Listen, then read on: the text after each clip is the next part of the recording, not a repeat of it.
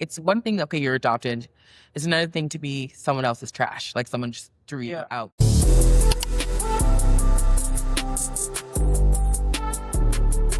What's up, y'all? Welcome to the Dope Life Podcast, the dopest podcast ever. And I'm, of course, your host, Coach AJ, Dope Life Coach, the dopest life coach out there. And if you haven't already, go ahead and hit that subscribe button so that you never miss another episode. If you'd be also lovely and dope and leave us a rating and a review, as I'm on the road to 20K on YouTube, I would greatly, greatly, greatly appreciate it.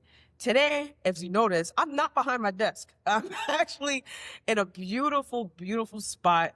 But it's a beautiful day. You know, it's gray outside because I get to talk to someone that I went to high school with that has an amazing resilience story that I had no idea at all. And with someone that I really remember in high school that just, we always were just smiling and like talking and stuff.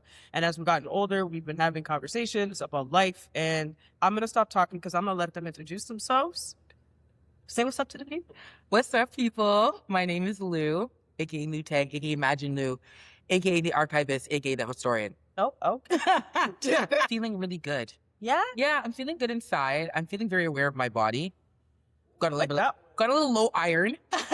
Now we all have iron deficiency issues. What is this? Quite frankly, but generally I've been existing in a constant space of gratitude. Love it. I feel like I've been making a lot of moves for who I am, who I want to be. Mm-hmm. And I'm just recognizing how everything is playing out. Like my temperament is changing. I feel like every time I'm realizing something, it's more like I'm just realizing it. Not pressuring myself to necessarily do something about it, but like noticing it and being like, oh, and opening my mind and kind of looking at things from two different perspectives. Like there's the one of like, this is how I feel about whatever's going on. And then there's the other one that is more of an outside view that is like, whatever's happening that I don't like is not something that's necessarily built up to be against me. Everybody's in their own, like I'm seeing the humanity of the other side, which actually allows me to come to a more authentic response or more authentic feeling, because it's not just scared of this like reactive, like this is happening and you don't like it and it's happening to you. Yeah. It's just more like, okay, these things happen. I understand I don't like it. I understand what makes me uncomfortable about it or why I do really like it. And also that like none of it is personal. Kind of reminds me of like the 4 Agreements. Such a great book. Every single time, right? It's like take nothing personally. Such a great, and it's legit. When he said that line, I remember thinking, oh. Right. Like for real, it's not personal. And a lot of people are just going through shit. This is it. And sometimes I think that for all of us who've had any type of trauma in our lives, it kind of, at least in my experience, victimhood sometimes feels like the only lens in which you are upfront. Right? So like even if it's not from a good perspective, it's still, you're being centered. Mm-hmm. And so sometimes that need to be centered, like negative attention is better than no attention type of day, is kind of why it becomes easier to be like, yes, this person is thinking about me and doing this thing, or, you know, this bus driver drove by me and they saw me and they specifically didn't want me, where it's like, this person doesn't care in general. Why you gotta become a bus driver? I'm so sorry. For those who don't know, I used to be a bus driver. I just feel like part of the community. But I felt that way. And I was like, and so did I in lived experience. Facts. No, but that's facts, right? Like how our experiences, sometimes we don't realize how they can relate. Like, everyone's doing their own thing, their own everyone's experiencing like differently. You don't know what a person is going through. And for those who don't know, which I even had to educate myself on, is that you were baby Nora. Yeah. If you're comfortable to do so. How did you, like, when you found out about that, how did you maneuver in those moments? When I found out, I always knew I was adopted. Yeah. But I didn't know the story. And there was always like a weird vibe from my mom around finding out. Like I could tell that it was just like, nope, this is where you are now, be here, and that's it. When I found out I was about 23 and I felt very shocked. It would take me years to realize that I get shocked and how shocked lives in me and my reaction to it. But I felt really shocked, and then I went inward. So I had a boyfriend at the time, and he's very patient with me. But I couldn't like emote in a certain type of way. Like I felt like I was just kind of like, this is what's happening. So many levels of things were coming up and I couldn't really process all of them. And I wouldn't talk to a lot of my friends about it. Like I could talk about it, but I would really talk about it in like cabs. So I was taking a lot of cabs. And then that ended up being really awkward because they remembered who I was. They were older than me. And like, you know, and even though it was a lot of different people from different countries, they were like, yeah, I was in Canada at this time. And so it'd be like a car stopping and being like, I'm sorry, what? So it was hard because I felt private about it and I also felt embarrassed, but I also didn't know how to deal with it. Yeah. And I felt a lot of different pain. Like, it's hard to know that, like, it's one thing, okay, you're adopted. It's another thing to be someone else's trash. Like, someone just threw you out. And there's, like, photos of the trash can and things like that. And so it was really, I had been through a lot of adversity already outside of that, which is within my family, within my life. So it kind of, I had a system there where I just always looked for like where the learn was, and I just tried to have big ambition and be better. So I feel like at that time, I was just trying to do everything else in my life. Like, okay, let's focus on this, focus on that. But I didn't really process a lot of it, to be fair. I commend you for saying that truth, because that would be a lot to process for any human being. Yeah. And finding that later on as well. Like, I was asking my mother about the story because, of course, I was like a couple of months old. Right. So I'm over Jack. And she immediately went very soft-spoken. Wow. And I asked her, I'm like, you remember hearing a story about Bacon Nora? And she's immediately, the baby that was in the trash. And I, crazy thing is I went to high school with her. And she was like, so she's okay? Oh. And I'm like, yeah, Mom, she's actually thriving. Like, she's definitely okay. And she said, they never said what happened to her. I always wondered, like, I wonder what happened. Oh my gosh, she's thriving. Like, she's doing quite well. And it was just hearing that side of it was like, it brought me in a position of understanding people, adults, hearing that story and being drawn to it. Like, wow. That's an interesting thing, because when I talk to older people and they remember it, it's very much that vibe. And it's interesting for me because in some ways, I feel like, it's me saying this for the first time, realizing at the moment, in some ways, I feel like I missed out on a community of care. So like I had the upbringing that I had, though it had a lot of privileges, it was emotionally neglectful. Yeah. And I have a brother that has like autism, ADHD, minor Tourette's, Asperger's. So, and there was not autism in those years. Yeah. So that was the louder thing that had happened. And so there wasn't really a lot of room for me and my emotions. Yeah. And so in some ways, I feel like I missed out on whatever my parents couldn't give me at the time, dealing with different things and where they're at in their own lives. I missed out on a community of people that were caring about me and wondering where I was and wondering if I was okay. And I had no idea. Yeah. And I was beside everybody the whole time. So like, it's this heartwarming moment when I see how people react to that and that they like remember, because like, how do you remember? And also I was one of like maybe 3 abandoned babies that year. There was a few of us. Yeah. It was like a thing. So that I remembered this way. Yeah. And then in the same way, it foreshadowed what my life would be in terms of the impact that I have on people. Yeah. So like, that was a moment realizing that like, I am very special and I have that impact, and it was seen in me from I was a child, because people also still remember that. I feel like people that have come into contact with me, like maybe people who have seen me on Video on Trial, or people that have seen me when I work for Apple, would be very like, that's you. And then also be able to connect, like, because anybody who's worked with me knows I'm a very specific type of employee. I give an experience, like that's what it is. And so, yeah, my heart warms, and then I have also a little moment of sadness of like, very happy to have it now, but also wishing I could have known that. Had it sooner. And I know what you mean, especially like now understanding like your roots, right? Like that, like as Jamaican people, we're very, very, very powerful on our roots. Yes. Like, it's bigger than big.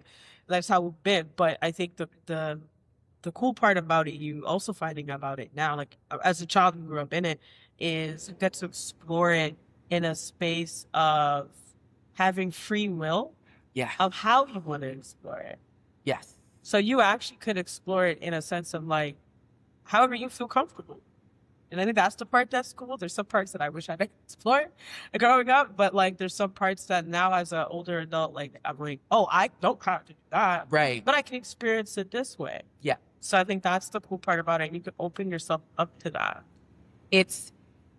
I find that I have to give myself a lot of permission where that's concerned because of how Jamaican culture is. So it's very much like, who is not Jamaican? Yeah. And my sister that I met a few years ago, all of us, our parents and all of our grandparents are born in Jamaica. So we are all the first generation of kids here.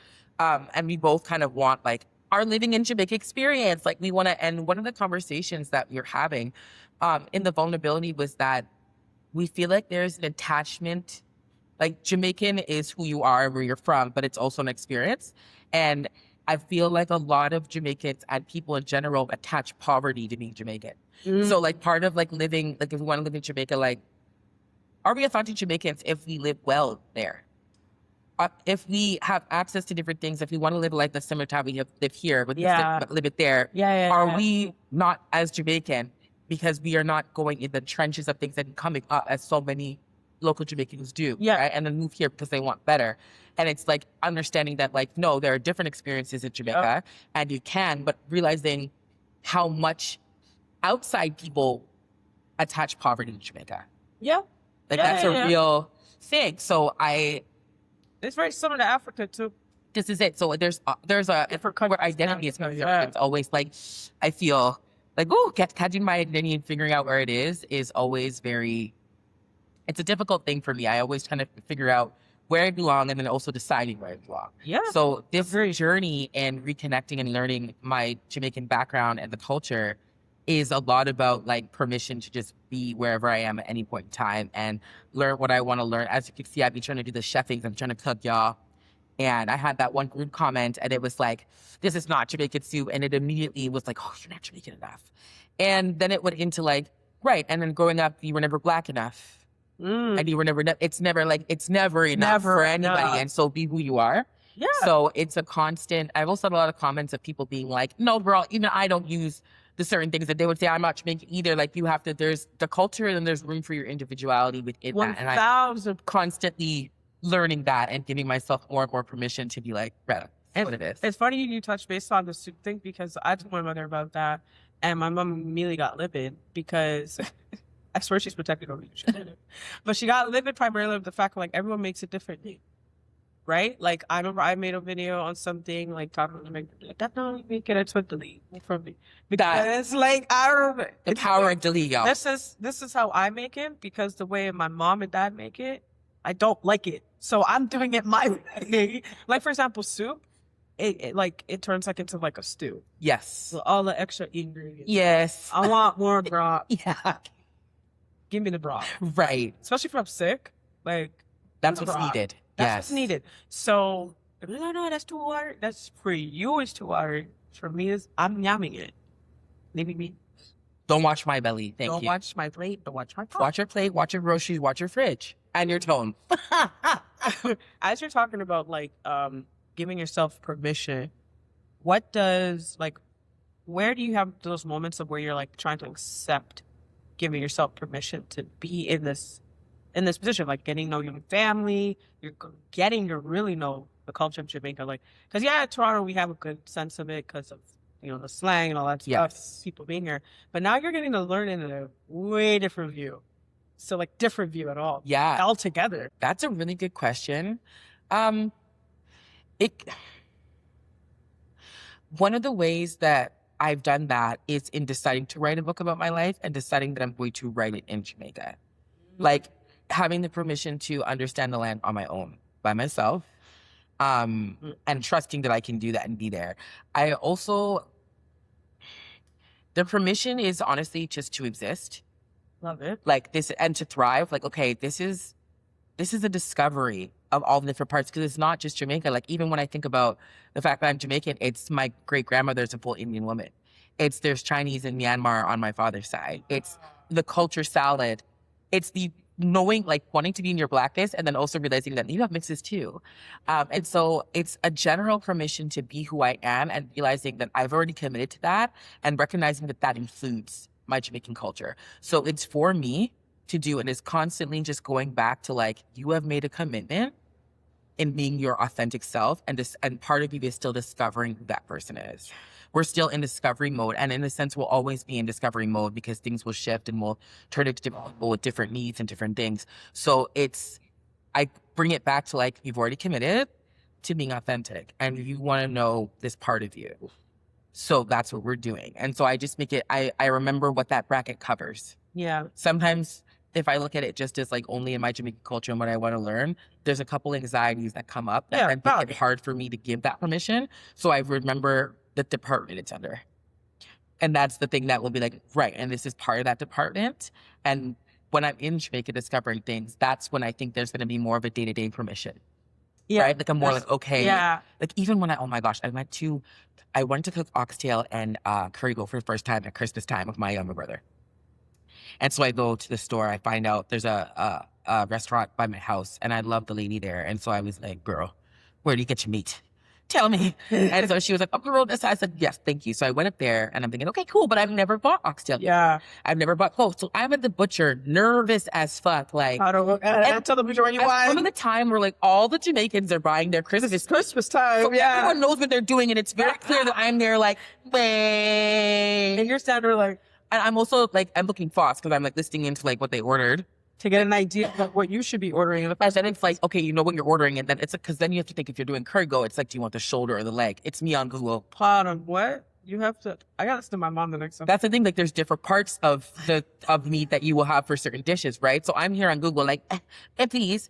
And I'm also listening to people and realizing, okay, you might want smaller cuts, or you might want, which again is not necessarily possible, or the trimming of the fat if it's very busy. So it was just like, okay, I'm going to have to figure it out. If I'm wrong, I'm wrong. We're going to try it. If I order and I look stupid, like that's what it's going to be. Yeah. Fast forward to yesterday.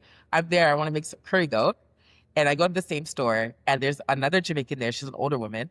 And she's like, they're kind of skinning up her face. Like, I don't like this goat. And I want it to be, bigger or smaller, or whatever it is, less fat. Because they're very, very particular when it comes towards the pieces they pick. That part. So she's like not satisfied with the amount of fat in the goat. And I say, my girl, there's a bag of goat, the frozen goat that they have over on this side that has small pieces and like all the fat is trimmed. And she was like, show me. I brought her over. I felt so proud. Because not me a month ago being the person that was like at the butcher to now being like, madam, your chariot away.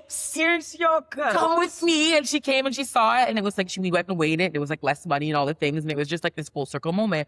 But also that like there's always things for all of us to learn. How to cook things, where to get the best meat, where area in the store, all these different things. And she was much older than me. And it was kind of this nice moment of like, right, everyone's always learning. All the time in different ways.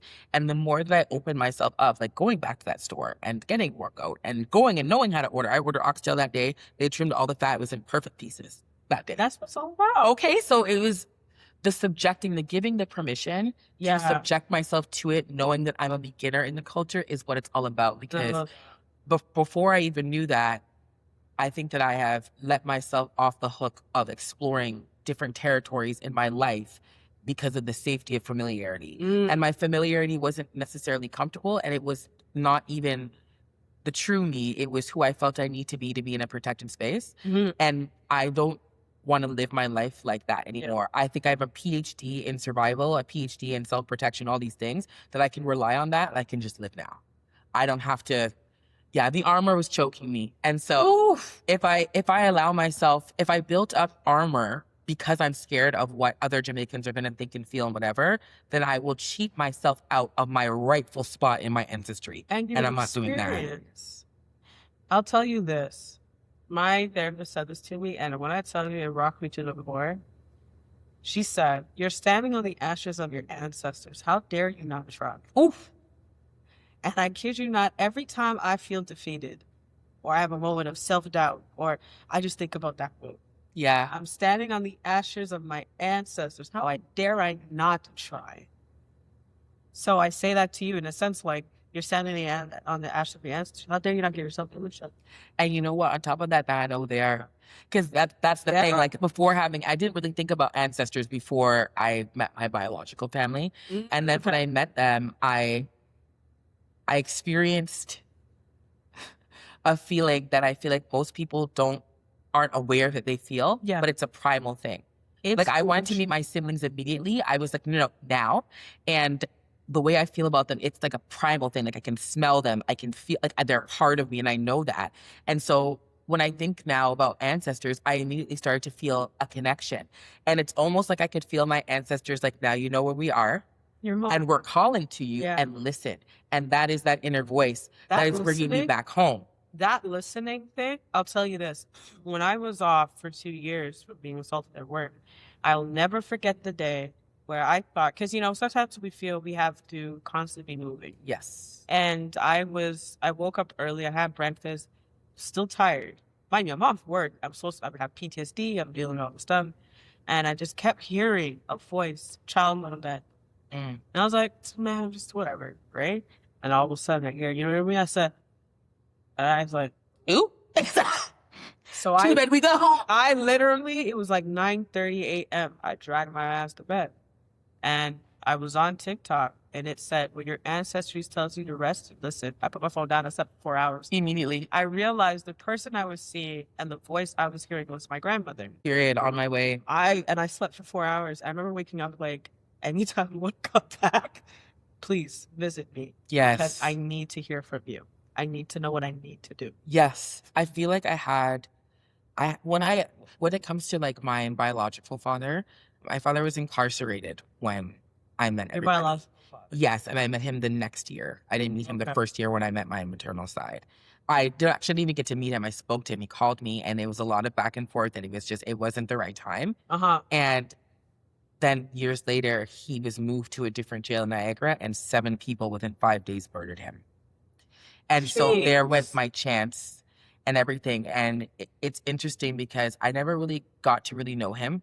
His vibe scared me off, and I intuitively was like, this is not the time. But when you come out, I'm going to save it for them because this is not the time. And I was very adamantly like, nope, the space. And so when he died, it felt like, and I never felt connected to him to feel him. But when he died, I felt it. And I didn't understand how I could feel that. And then when I went to one of the people that killed him admitted it, and so I went to the hearing.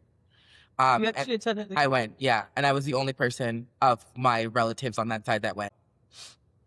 So, okay, so yeah, and it is that. So I went, and I was in victim services, and I'm waiting for the lady, and it's just like me by myself in there, and I'm just there like, and all of a sudden I just felt something, and I was like, Dad, and I heard like, yes.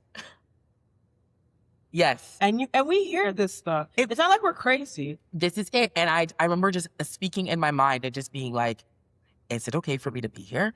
Like, and it was like, yeah, it's absolutely. And thank you for being here. For showing. Yeah. And it was, and that day, I learned about my personal power. This is a separate thing, but I learned about my personal power that day because I went in there and I saw the man. It was just me, the woman from victim services and the lawyer and all the things. And I saw the man in the box who is now going to admit that he's done this. Yeah.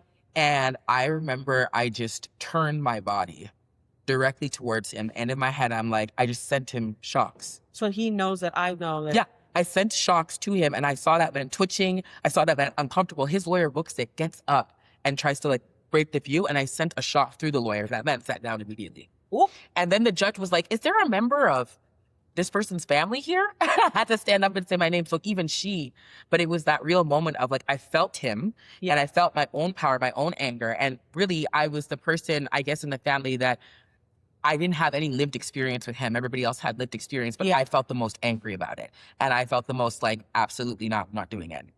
And so I learned about that, and it was through him being there. And now I also hear him, and I feel like he has his own way of sending me signs. And they're very specific. Yeah. I'm here. And it's a connection that I deserve to have. And it's so interesting because I didn't have it when he was alive and when he's here. Well, now you have it. And now I have it, and it is giving ancestral. And ever since then, I've been feeling in the summer, I had like a huge spiritual awakening. And a lot of that was feeling my ancestors around me and feeling this pull. Mm-hmm. And it felt really good to listen to it and not ignore it. And can't ignore it because when it happens, you actually have to allow yourself to embrace it. Yeah. I feel like we all ignore it because we're like, whatever. Yeah. But you actually have to allow your ancestry is there to guide you. It's like a Google map. Well, and the gag is that as I began to listen more and more, like now that I'm in this space now, Yeah. it's me recognizing that they've been talking to me the whole time. The whole, Like from that's the that was, best. I'm like, oh, you're like the hands have been on me at every point in time of my life, and I wasn't listening. And I realized that in the series of abandonment that I've gone through, both They've always been there. every single time, That's every single time, but also in the abandonment. I feel like I was abandoned I was abandoned, of course, in my birth. Yeah. And then also emotionally by my adopted mother. And then like in different ways by friends, different people, like it's been a repeated thing of being like thrown out and being abandoned that I realized I learned a blueprint of how to abandon myself. And that is why I couldn't hear, because I abandoned myself and they were talking to me. trying to guide. And I was not hearing them because I was too busy hearing the plights of everybody else in my life. Because I felt like that is why I have such a big heart. It's to give. Meanwhile, my ancestors, the universe, God, source is there. Like, we gave you enough to give back to yourself because it's rare what you have. And not everybody can give it back. And that's okay. But it wasn't for you to go into like emotional slave labor. It was for you to give back to yourself so that you could hold yourself while you're experiencing life. And so when I started to give myself back the value, because I hit a rock bottom, in realizing all this stuff and meeting everybody, it became too much for me and I just combusted from the inside. And that's when I had to realize I have to put some respect on my name and I have to really understand how I've been placed. Because yes, this is a hard story, but I can see the protection everywhere that it was. There's a reason why I am the way that I am and I bring the vibes that I bring and there's a reason why. There is a reason. And so when I burst apart and then began to find the pieces and then have to like really look in the mirror and be like, you are who you are for a reason. That's when I realized everything has been looking harder for me than I've been looking for it. But when I abandoned myself, it's not that they stopped talking. It's that I couldn't hear. I was no longer at the radio station where they were calling in. I had taken off the radio and jumped into the river. You didn't hit rock bottom in a sense of like, it was your defeat. No, It was my rise. That in order, because, once you hit that point, only one way to go. Well, there's nowhere else. There's nowhere else you have to. You have to climb or you can up. be stagnant. But it's almost like you're climbing up from like, not like a completely blank page, but you have the option of what you choose to bring to your page. It's your choice. I've actually had the experience of certain people passing in my life and directly telling God that I do not want them on my spirit. And that's okay. And just like but it is that like knowing the discernment. Yeah. And I'm realizing too that your ancestors come to you as discernment or as intuition and all of those things too. Like if I think about all of the things that feel right to me, I've heard it in my head before the whole time. Yeah. And it's like you are not alone. And there are people looking out for you. You're not. So even think about discernment. How have you found forgiveness in this chapter? Now figuring everything out. Forgiveness for who? I mean, or just or all the people that fall under. I guess like, if I had to put it in words, please tell me if I'm wrong.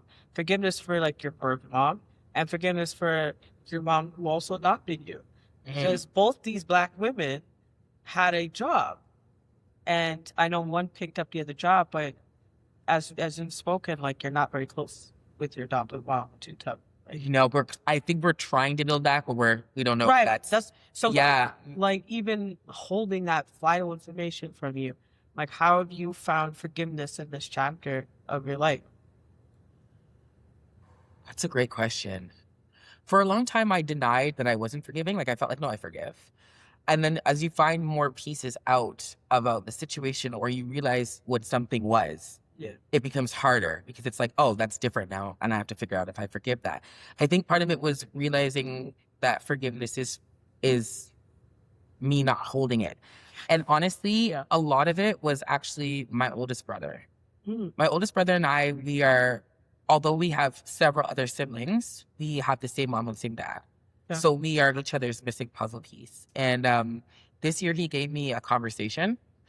I go into like a winter depression, and I've also been functioning depression for like the last 5 years. And he gave me a talking to about how he's sick of it. He's just like, I'm sick of it. You know the things that have happened to you. Can't go back and change them. Everybody else knows that they did too. So why are we doing this every year? Like he just was like, I'm over it. Like I need you to be over it. Like, and then I had the vulnerability with him of being like, okay, went right into little girl. Yeah. It's like me and him as if we were young and growing up together under a blanket, being like, okay, this is what it really is. And I was like, I feel like if I let go of the things that I'm saying that they didn't happen, because I'm the only one. Everybody knows what they did throughout all the things. Yeah. Everyone's acting like they don't know. And so I feel like if I let it go, then I'm saying that it didn't happen. I am erasing myself. And hearing myself say that out loud, because logically and mentally I know better. Emotionally, I do not. And so saying it out loud and him being like, that's not what that means. That's not what that means. It means that you are not carrying it to your detriment. And I think that was how I learned how to forgive, because forgiveness is just meaning that I am not carrying it to the point where it's running my life. It doesn't mean that I am excusing it. It doesn't mean that I don't understand it. Oh, yeah. I've not analyzed it, but I've understood it to the point where, like, when it comes to both of my mothers, everybody at their ages and stages did what they felt like they had to do. Although those reasons could have been for different, like, it could have been selfishness. It could have been like, what I've realized about both women is that they didn't have easy starts and easy family lives, and they both decided on a character and lifestyle that they were going to have. And they were glued to that, as if they are two women who couldn't, when their armor started to choke them, they lost weight to make it fit better. Jesus. Okay. Whereas for my armor, I'm taking it off. You're really. That's the difference. So Yeah. they are two people. This is what happens when you keep your armor on for your self-survival and convince yourself it's for your children, it's for this, it's for that. You are still protecting yourself.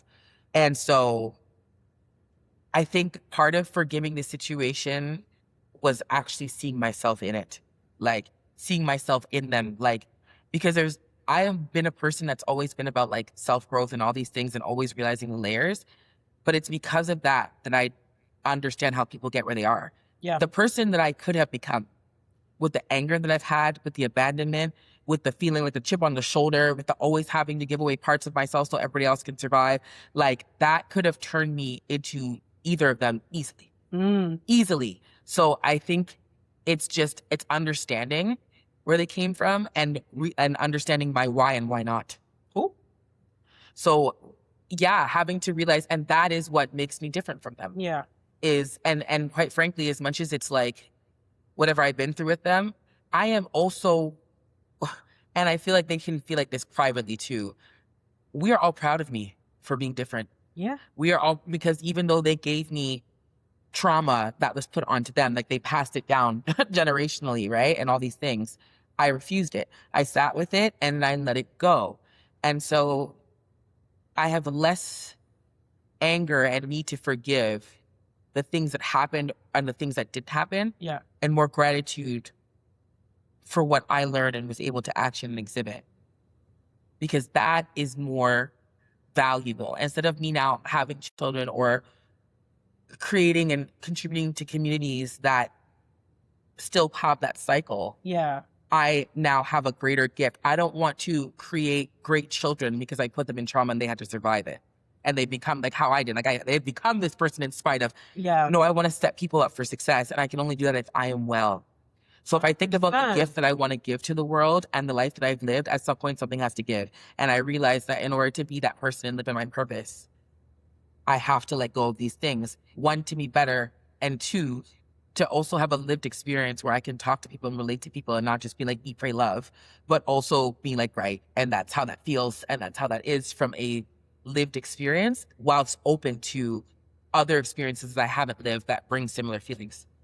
I think the part you touched on that really hit was the sense of forgiveness when it comes towards also just like breaking away from generational like trauma. Yeah. They've been saying that our generation is the generation that's breaking a lot of it. Yeah. Because we're looking at it like, why am I carrying this? This is insane. And we've been carrying it since we were children. The buck stops here. Yeah. And at the same time, yeah, they should definitely be proud because they probably didn't have the power to do what it is that you're doing. Say, this is wild. We're not doing this anymore. Like, I'll forgive you, but I won't forget the situation. Yeah. But I'm also not going to wear this and have it carry me, even like, because it's heavy. It's just like the more that we carry this stuff, it's so heavy. It's so heavy. And like, how do you expect to move? I always think about it like a backpack. Yeah. If I put like 100 pound, like 400 pound dumbbells in there, try carrying it. Tough, isn't it? I'm already a big girl and I'm over here like, why would you want to carry more? So if I release 100 pounds, a little bit easier, still heavy as shit, isn't it? I'll release another 100. The more you release yourself from it, not say you're forgetting it, not say we're putting it underneath the bed and tucking it away and not dealing with it, because it'll still show up later on. You're saying like, we acknowledge it, it's there, but I can't keep carrying it everywhere I go. Exactly. And it's a lot of the different things that I've experienced, the more that I get into myself, they're going to recreate themselves in different ways. Of course. There's one thing that my mom used to say to me, my adopted mom, when I was younger. And she would say to me that when I was a baby, she had to stop bringing me around people because I'd be like looking into their soul. And people would be very uncomfortable. And it's interesting because I function a lot of the time, like I'm a light mirror, a seer, and I'm also a mirror. So a lot of the time people look into me and see a part of themselves that they don't like, and I have internalized it as an issue with me. Right? And so as I become more and more in my purpose as a light and I'm using my gifts at seeing, I realize that I'm always going to be a mirror. So there's always going to be people that see themselves and have resentment and want to put that out onto me and however. But the ability to absorb those things is what I'm changing. And that also has to do with forgiveness. Like forgive how, like understanding that like, okay, this person is seeing a version of themselves through me and they don't really know what to do with it. And that is a separate thing. And I can acknowledge that I don't like it, but I don't have to take it on and absorb it. You internalize it. I can see the humanity in it and how that happens because I mean, any time that I can recognize that I've been a hater in my life, it was directly, I was jealous of something that they could do that I couldn't do. As I didn't feel like I could do it. I didn't see myself having the power to do it. I didn't have the confidence to do it. And I was insulted by their ability to do it before my eyes. That's what that was. So that's majority of people. And it is. And it happens so easily when you don't value yourself and when you're into things. It's a lens that can just quickly, any of us, even the most noble, even the most open, it can happen. For someone, like you generally want them to win. This is it. It's not good if you're coming from a place of where you actually like yourself, not just love yourself. I mean, actually fucking like yourself. Exactly. Yeah, you're gonna root for everyone, even Joe Blow on the street. And also understanding that like we all do everything together. So for me, it's like if I want to win the lottery and I win the lottery tomorrow, the amount of things for this person to go here, for this bird on the other side of the world to fly here, the amount of things that have to happen. Moving pieces for me to get this one thing. You start to understand that like, it's not all personal. My temperament, I'm an Aries. Like I have a lot of fire signs in my chart. I'm very fiery and I'm very reactive to things. And a lot of the time I've learned that I can be wrong like everybody else, and I have been wrong and I am wrong at certain things. But a lot of the time I'm early. I read energy very quickly and it's always spooked me because I'm like, why am I seeing something that someone hasn't told me? And it feels very uncomfortable and I don't know what to do with it. And so understanding like the thing around like forgiving, and it's a lot about understanding and realizing that I'm getting a lot of data that I don't understand. Yeah. And it's coming at you all at once. And having the time to process it, to realize it, like, and give that step back has been very helpful in that because it contributes to why I've been carrying so much that is now hard to forgive. Yeah.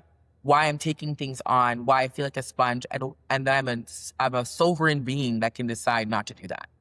And so I think it's all been hand in hand. Forgiveness, taking my power back, understanding where everybody's place is, also understanding the things that I've gotten because everybody was where they are. I was born into the family that I came from. Different story. I would also just not be this person. I might be a better person or worse person, but I just wouldn't be this person. This person. Yeah, and if I didn't go through the different kinds of struggles that I went through in my adopted family and also had the privileges, like she was in private school for 5 years. You know, both my parents are degree holders. My father speaks like 4 different languages. My mother was on the board of judges for immigration in Canada. Like I grew up with money. Anything that I wanted to do, I could try. African dance, I was in everything. I really did. She really gave me that life. So there's a lot of things that had to happen. And part of her giving me that life had to do with wanting things for me, but also performance. My mother is like a Nova Scotian Black woman. And so she's presenting as like kind of like biracial. And so I often felt that like she needs to prove her Blackness and be seen as like this woman who is taking care of a Black child, because my older brother is also mixed race, my older adopted brother. Okay. He is mixed race. And so I was the one that clearly wasn't from the family. And so, and her need to be like, I am raising this Black child was part of that, right? So a lot of it was like performance, but I benefited from that performance. I was able to so it's kind of putting everything Like into the perspective. pieces to Yeah. there. It was never just one thing. And so there was never just one forgiveness. It was all just understanding how everything works and then seeing what my choices are within that. So let me ask you something as we wrap this up. Because I personally, like, for me, I still carry a piece of my childhood. Yeah. And I always say, like, I have free will and I have money to take care of her. It's Yeah. like, I have the ability. Like, what do you mean we don't have McDonald's money? We have McDonald's money. We don't do it. So, like, if you had to tell baby Nora anything, what would you tell her? Now being in the position you are, you're going to, like, your healing process and learning more about you. What would you tell them? Live it.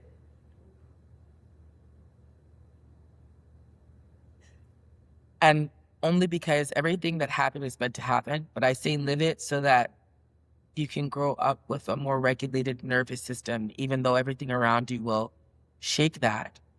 But live it, because now that I've dealt with, spirit and mind. Yeah. But how this stuff has impacted my body, how I carry myself, how I'm just always up here, realizing that came from my childhood. Being up here came from my childhood. So I would say live it. Like, let yourself live it. Y'all regulate your damn nervous systems. It's the best thing you can do for yourself, honestly. Just say, God have mercy. Yeah. I love that. Live it. Yeah, just live it. Let yourself live it. Because that's one thing I felt never really quite okay with. I never felt like, am I doing this am I living properly? Am I where I'm supposed to be? It just always felt like that. Like, I'm never at the right place at the right time. I'm in the wrong time. Like, I would have really loved to have just lived it. When you're adopted, you're born into a debt that you can't ever pay. Even if you have the best parents, it's something that you feel, So you're just always trying to make it back, and that puts you up here. And if you're experiencing, because they say you're never experiencing life, you're experiencing your own nervous system. Which is facts. Right? So I'm like, if you could have gone through all the things, to allow your shoulders live to it.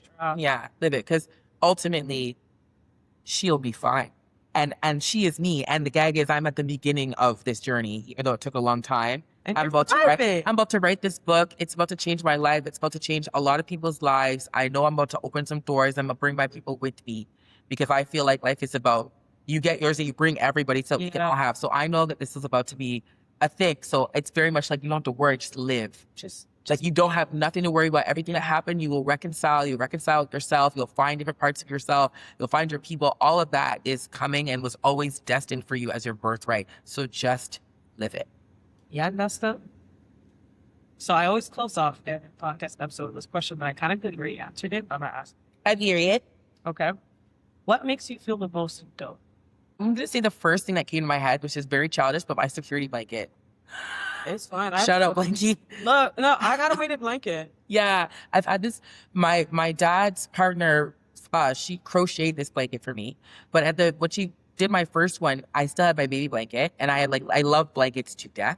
And so I had maybe a square of it, and she made a whole blanket over that blanket. Nice. And so that was the first one, and then she's got the second one for me. That's my favorite color, green. And I've always had a security blanket, and it just makes me feel. I'd say it makes me feel the most dope, because I become a very soft version of myself with my blanket, and I always have. And I like that person. Like, I'm very quiet. I'm very thoughtful. I always feel like I can chill. I never feel rushed. I like how I feel when I'm with my blanket. Like, I just can experience and live. I love my blanket. I really do. And so it makes me feel really, really, really, really dope. Yeah, it's my blanket. I love that. Shout out Blanky for Shout out Blanky for honestly, real. I don't care. Everyone says Blanky. And anybody who sees this that knows me if you've known me in a certain way, you have been aware of my blanket. You know what it is. Yeah. I have a weighted blanket. Majority of the time, whenever I'm working on anything, I'm on my couch with my weighted blanket. I don't care. Period. That thing is lovely. It's especially when you wash it and it smells like apple softener. I'm sleeping. Another, you know what? I do feel really dope because of the bloodlines I come from. Even though there is lots of things on both sides of it, I am incredibly proud. Like, I come from the two most popular names in Jamaica. I am a Williams and I am a Brown. Yeah. And like, they're right, like You're it's so Jamaican. yes, it's very much that. It's very much that. And honestly, like even regardless of where I'm at with like different family members and stuff like that, like I am very proud of where I come from. I'm proud of the bloodlines that I came from, and I'm proud to have made my agreement with God before I got here about how I was gonna evolve those bloodlines. And I know that it's for me to do, and I feel really proud of that. And like I'm never gonna denounce my bloodlines, regardless of where they are. They made me. It's literally everything that I am. The way that I walk is like from certain sides of the family. My sunken eyes, shout out my dad for that. Like there's a lot of my personality. Even my birth mother and I, even though we didn't spend time together like that, like there's so many things that we do that are alike. That's similar. Yeah, and I'm happy to come from my blueprint, man. That's what's I'm up. very happy to come from where I come from. Like all of this is because I'm a Williams and a Brown at the end of the day. Like that's just what that is, and I'm very, very proud. So I feel very dope about my bloodline, period. Well, I want to say thank you for coming out to the podcast. I also want to say thank you for trusting me with your story. And I'm looking forward to your book. Thank you. And all the greatness that comes out of that. And all the greatness that comes out of like how many people you could help from telling your story. Yes. Right? I don't think that a lot of Jamaican people talk about adoption. No. I don't think it's talked about. So the fact that you're willing to open that up, there's many, I'm sure. Yes. And it gives them an opportunity to feel seen and feel heard. And more about Black people who are adopted, Black people who are adopted into other Black families. Like we just need to be having the conversation. We need to be having the conversation more and understand, and also create safe space for it. Yes. So thank you again for coming on the podcast. Thank you. All right. And we're going to have her back on when the book comes out. But also, if y'all could run on down to my GoFundMe, I have one. Yes. Because I want to be supporting to go to Jamaica on my little 4-month writing sabbatical.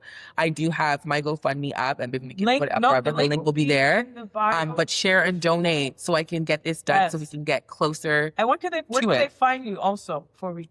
I would say my TikTok. It's Ya Good Sis Majinlu. That's where I would have more things about this. I do have an Instagram, but like it's not giving. It's not giving that. It's cute, but I'm not really as active on there as I would say I am on TikTok. So. And I will put all of her handles and the GoFundMe in the description. Go ahead and donate and follow your girl. We appreciate you. We love y'all. We'll see you next week. Y'all know what to do. Walk with peace. Walk with love.